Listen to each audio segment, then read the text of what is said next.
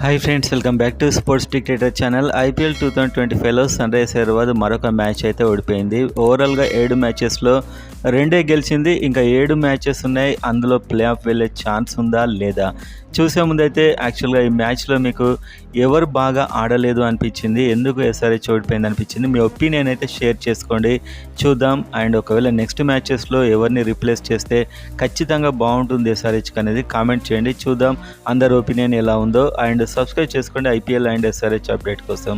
So వీడియోలోకి వెళ్ళినట్లయితే Sunrisers Hyderabad Mumbai Indians మ్యాచ్ల మధ్యలో టాస్ ఓడిపోయింది. అండ్ ముంబై ఇండియన్స్ అయితే మంచి అడ్వాంటేజ్ తీసుకొని బ్యాటింగ్ ఇచ్చింది.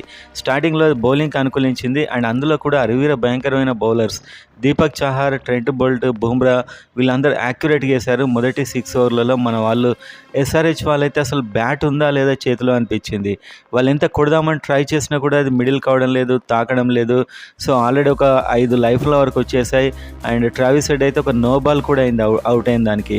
అండ్ అభిషేక్ శర్మ కూడా అప్పటికే బౌలెడ్ అని లైఫ్లు వచ్చాయి. అయినప్పటికీ కూడా వాళ్ళు సరిగా ఆడలేకపోయారు. అభిషేక్ శర్మ 40 రన్స్ 28 బాల్స్లో 7 4లు. కానీ ఇన్నింగ్స్ అయితే అంత క్వాలిటీ అనిపించలేదు, తడబడుతూనే ఆడాడు. పిచ్ ఇంత దారుణంగా ఉందా, ఇంత బౌలింగ్ వికెట్, డేల్ స్టేన్ ఏమో 300 కొడతారని చెప్పాడు.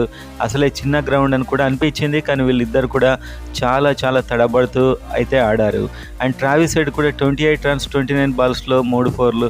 సో అసలు ట్రావిస్ హెడ్ తన రిథంలోనే కనిపించలేదు, ఎప్పుడు అవుట్ అవుదామా అన్నట్టే కనిపించింది. అంత దారుణంగా ఉందా పిచ్ అనే ఫీలింగ్ కూడా వచ్చింది. సో వీళ్ళిద్దరైతే తడబడుతూ ఆడారు. అండ్ ట్రావిస్ హెడ్కి అయితే ఒక లైఫ్ కూడా వచ్చింది. ఆ తర్వాత కూడా మళ్ళీ క్యాచ్ అవుట్ అయ్యాడు. సో ఏ దశలను కూడా వీళ్ళు కొడతారని నాకైతే అనిపించలేదు. అంత హార్డ్గా పిచ్ అయితే బిహేవ్ చేసింది ఫస్ట్ బ్యాటింగ్ చేసినప్పుడు. ఆ తర్వాత వచ్చాడు ఇషాన్ కిషన్. సో ఒక 7 మ్యాచ్ల్లో మొదట ఆడిన ఒక సెంచరీ తప్పించి డబుల్ స్కోరే లేదు ఇషాన్ కిషన్కి. అండ్ ఆ టైంలో మనం నిన్న వీడియోలో చెప్పుకున్నాం, వరుసగా 3 లెఫ్ట్ హ్యాండర్స్. ఎందుకు వరుసగా 3 లెఫ్ట్ హ్యాండర్స్ ఉండడం వల్ల అసలు మ్యాచ్లో ఎప్పుడు కూడా సరిగా ఆడని విల్ జాక్స్కి అయితే లైఫ్ ఇచ్చారు. ప్రతి మ్యాచ్లో సన్ రైజర్స్ హైదరాబాద్ అయితే ఒక టీంకు లైఫ్ ఇస్తుంది. ఇవాళ ఎస్ఆర్హెచ్తో మ్యాచ్ అనగానే వాళ్ళు టాస్ గెలవగానే ఫీల్డింగ్లో మీరు వాళ్ళ ఉత్సాహం చూస్తే చాలా అద్భుతంగా అనిపించింది. వాళ్ళు ఎంతో ఎనర్జెటిక్గా కనిపించారు. ఇవాళ మ్యాచ్ స్టార్టింగ్ నుంచే ఎస్ఆర్హెచ్ బ్యాట్స్మెన్ తడబడుతూ కనిపించారు. అండ్ వెంటనే విల్ జాక్సన్ తీసుకొచ్చారు. వాళ్ళ ప్రతి ప్లాన్ కూడా హిట్ అవుతూ పోతుంది. వాళ్ళు ఈ 6 మ్యాచ్ల్లో చాలా టార్చర్ చూశారు వేరే టీమ్స్ మీద. కానీ ఎస్ఆర్హెచ్ మీద మాత్రం వాళ్ళకైతే లక్ మొత్తం తిరిగిందని చెప్పొచ్చు. ముఖ్యంగా విల్ జాక్స్కి ఒక నార్మల్గా ఒక పార్ట్ టైం ఆఫ్ స్పిన్నర్ అయినా ఒక లెజెండరీ ఆఫ్ స్పిన్నర్లా బౌలింగ్ అయితే వేశాడు విల్ జాక్స్. ఓవరాల్గా 3 ఓవర్లలో జస్ట్ 14 రన్స్ ఇచ్చి 2 వికెట్లు తీశాడంటే అర్థం చేసుకోవచ్చు ఇవే వరుణ్ చక్రవర్తి, కుల్దీప్ యాదవ్ ఫిగర్స్లా ఉన్నాయి. అది కూడా పవర్ ప్లేలో బౌలింగ్ వేస్తూ. సో మన వల్ల ఆడిన పిచ్ ఏంటబ్బా ఇంత దారుణంగా ఉంది అనే ఫీలింగ్ కూడా వచ్చింది. ఆ తర్వాత నితీష్ కుమార్ రెడ్డి 19 రన్స్ 21 బాల్స్లో ఏ దశలను కూడా రిథంలో కనిపించలేదు. ఈ సీజన్లో నితీష్ కుమార్ రెడ్డి రిథంలో అయితే లేడు. అది బ్యాటింగ్ వికెట్ అయినా బౌలింగ్ వికెట్ అయినా ఏ వికెట్ అయినా కూడా ఈ సీజన్ తేడా కొట్టేసినట్టే నితీష్ కుమార్ రెడ్డికి. సో ఓవరాల్గా ఫీల్డింగ్లో సెకండ్ హాఫ్లో రెచ్చిపోయాడు. కానీ బ్యాటింగ్లో జెన్యున్గా చెప్పుకోవాలంటే నితీష్ కుమార్ రెడ్డి చాలా ఆర్డినరీ ప్లేయర్లా కనిపిస్తున్నాడు. అండ్ ఓవరాల్గా ఇతడు కూడా వెంటనే అవుట్ అయ్యాడు. అండ్ మెయిన్గా చెప్పుకోవాల్సింది జస్ప్రీత్ బుమ్రా గాయంతో రిటర్న్ వచ్చాడు. అండ్ గత కొన్ని మ్యాచ్లో ఇతను హిట్టింగ్ కూడా చేశారు. కానీ ఎస్ఆర్హెచ్తో పడడమే వీళ్ళకి ఒక లైఫ్ వచ్చిందని చెప్పుకోవచ్చు. సో సంతోషంలో తేలియాడారు ముంబై ఇండియన్స్ ప్లేయర్స్. మనకు ఫస్ట్ వాళ్ళు బౌలింగ్ చేసినప్పుడు మనకు ఆ ఉత్సాహం కనిపించింది. ఓవరాల్గా దీపక్ చహార్ బౌలింగ్లోనూ క్యాచ్ మిస్ అయింది అభిషేక్ శర్మది. ఆ తర్వాత మీరు చూసుకుంటే హార్దిక్ పాండ్యా కూడా రెచ్చిపోయాడు. బౌలింగ్లో ప్రతి ఒక్కరు బాగానే వేశారని చెప్పొచ్చు. ఇంకా మనం చూసుకున్నట్లయితే కరణ్ శర్మకి ఇంజూరీ అయింది, అతడు ఒక్క ఓవర్ కూడా బౌలింగ్ వేయలేదు. సో ఓవరాల్గా అయితే మనం చూస్తే హెన్రిచ్ క్లాసెన్ ఒక 37 రన్స్ కొట్టాడు 28 బాల్స్లో. చివరిలో ఒక 2 6లు కొట్టాడు. అది కూడా స్కోర్ ఎక్కువ దూరం వెళ్ళడానికి హెల్ప్ చేసింది. ఓవరాల్గా ఎస్ఆర్హెచ్ 162 కొట్టిందంటే Aniket Varma, Pat Cummins and Heinrich Klaasen వల్ల అని చెప్పుకోవచ్చు. వాళ్ళు చివరిలో బ్యాట్ ఊపారు. చివరిలో మాత్రం 15 రన్స్ పర్ ఓవర్తో కొట్టారు. కానీ స్టార్టింగ్లో మాత్రం ఎట్టి పరిస్థితుల్లో కొట్టలేకపోయారు, చాలా తడబడ్డారు. అసలు వీళ్ళు ఏ పిచ్ మీద ఆడుతున్నారు, ఇంత దారుణమైన బౌలింగ్ వికెట్ ఉంటుందా అని కూడా అనుమానం వచ్చింది. అనికేత్ వర్మ చాలా ఫెంటాస్టిక్ అని చెప్పొచ్చు. 18 రన్స్ 8 బాల్స్లో 2 6లు కొట్టాడు. అండ్ ప్యాట్ కమిన్స్ కూడా ఒక మంచి బ్యాట్స్మెన్. నన్ను అడిగితే ప్యాట్ కమిన్స్ని 3rd డౌన్లో పంపిస్తే అయిపోయేది ఉండే.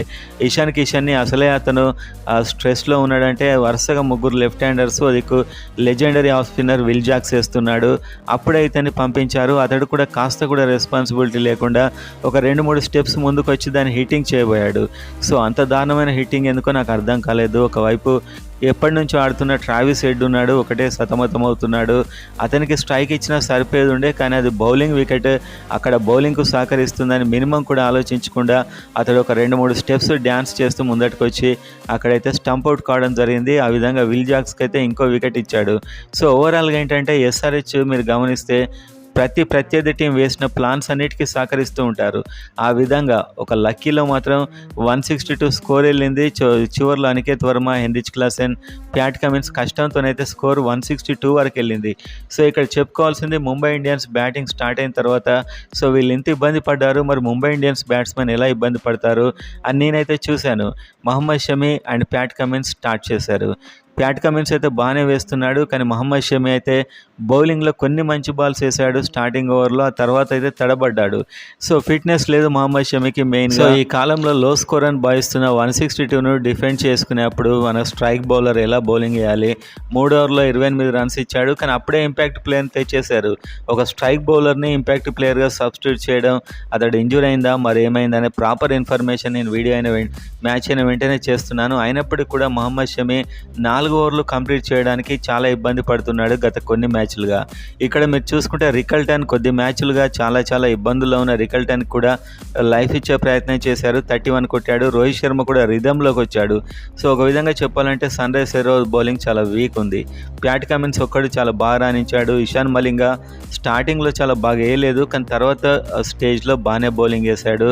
అండ్ జీషాన్ అన్సారీ కూడా ఆల్మోస్ట్ బిలో యావరేజ్ పర్ఫార్మెన్స్ అని చెప్పొచ్చు. రాహుల్ చహార్కి ఒక్క ఓవర్ మాత్రం ఇంపాక్ట్ ప్లేయర్గా తెచ్చి మరీ ఇచ్చారు. సో ఇక్కడ ఫాస్ట్ బౌలర్కి సహకరిస్తుంది, పేస్ వేరియేషన్స్కి సహకరిస్తుంది అన్నప్పుడు జయదేవ్ ఉనాడ్కట్ని కూడా తేవచ్చు మరి బహుశా. అండ్ అదేవిధంగా మీరు చూసినట్లయితే హర్షల్ పటేల్ 3 ఓవర్లో 31 రన్స్ ఇచ్చాడు. సో విల్ జాక్స్ ఇక్కడ బ్యాట్తో కూడా రెచ్చిపోయాడు, 36 రన్స్ కొట్టాడు 26 బాల్స్లో. సూర్యకుమార్ యాదవ్ అండ్ వీళ్ళంతా కూడా కాంట్రిబ్యూషన్ అయితే ఇచ్చారు. తిలక్ వర్మ, హార్దిక్ పాండ్యా. సో వాళ్ళకైతే ఒక అవలీలగా క్యాట్ వాక్లో జరిగిపోయిందని చెప్పుకోవచ్చు. చాలా ఈజీగా వాళ్ళు లక్ష్యాన్ని ఆడుతూ పాడుతూ 18.1 ఓవర్లలో ఛేదించడం జరిగింది. సో మ్యాచ్ చూస్తే అంత దూరం వచ్చింది, కానీ ఓడిపోతారని నాకు ఎస్ఆర్హెచ్ బ్యాటింగ్ స్టార్ట్ చేసినాక ఒక 2-3 ఓవర్లలోనే అనిపించింది.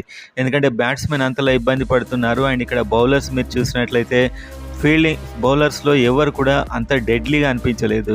ప్యాట్ కమిన్స్ తన శక్తి మేరకు ట్రై చేశాడు. ఇషాన్ మలింగ చివరిలో బాగా బౌలింగ్ వేశాడు, కానీ ఒక స్ట్రైక్ బౌలర్ మాత్రం ఒక ఇంపాక్ట్ ప్లేయర్గా బయటికి వెళ్ళిపోవడం. సో ఇక్కడ మనకైతే ఇషాన్ కిషన్ అండ్ మహమ్మద్ షమి వీళ్ళిద్దరికే మెగా ఆక్షన్లో 20 crores పైన పెట్టి ఎంతో వీళ్ళ మీద హోప్తో కొన్నారు. వీళ్ళిద్దరు ఫెయిల్ కావడం ఎస్ఆర్హెచ్ కోలుకోలేకపోతుంది ఈ సీజన్లో. అండ్ నితీష్ కుమార్ రెడ్డి ఫామ్లో లేకపోవడం, and Travis head and Abhishek Sharma ఎప్పుడు ఆడతారో ఎప్పుడు ఆడరో తెలియకపోవడం. సో మేబీ ఇది వికెట్ యొక్క స్టార్టింగ్లో బౌలింగ్కు సహకరించి ఉండొచ్చు. అయినప్పటికీ కూడా ఓపెనర్స్ ఆడితేనే మనం గెలిచే పరిస్థితి ఉంది.